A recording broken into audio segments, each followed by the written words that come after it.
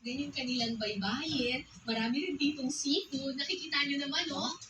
Ang lawak din ng kanilang mangrove area. Dito ako ngayon sa Cordoba, sa Cebu. Ito yung baby ni anak ko. Viva. Napakakulit. Pwede na pwede Pasaway. Oh. Kailangan mag-adventure muna tayo. Huli natin yung mga shellfish na iluluto ko mamaya. Tara! Let's go on an adventure! So, para linisin natin yung Baby girl, I love you. kailangan natin Ganyan sumakay po ng siya. kaya. Kasi lagi kasi siya lumalayo sa akin eh. Sige na, hi na. Aninikad. Love mama. Ha? Love mama. So, tara na! Let's go kayakin! Dali tayo.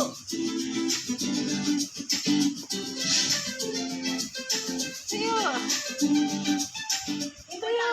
Makawan ng mango sa ecosystem kasi Happy New Year, ganda niya guys. para sa mga isda. Happy Actually, ang New tawag Year. nila sa mga mango parang nursery of the sea. Diyan sa parang ugat-ugat na yan ng mango. Happy New Diyan Year. yung mga Ano na mga handa ninyo? Kami.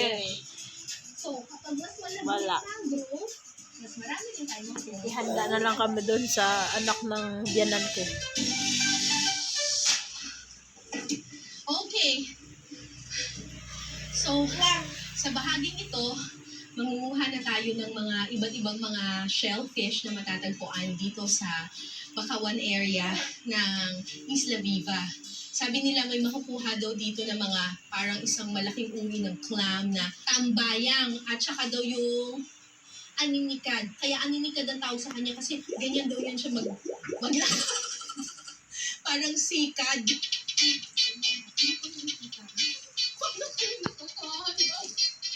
Ano yan? Saan?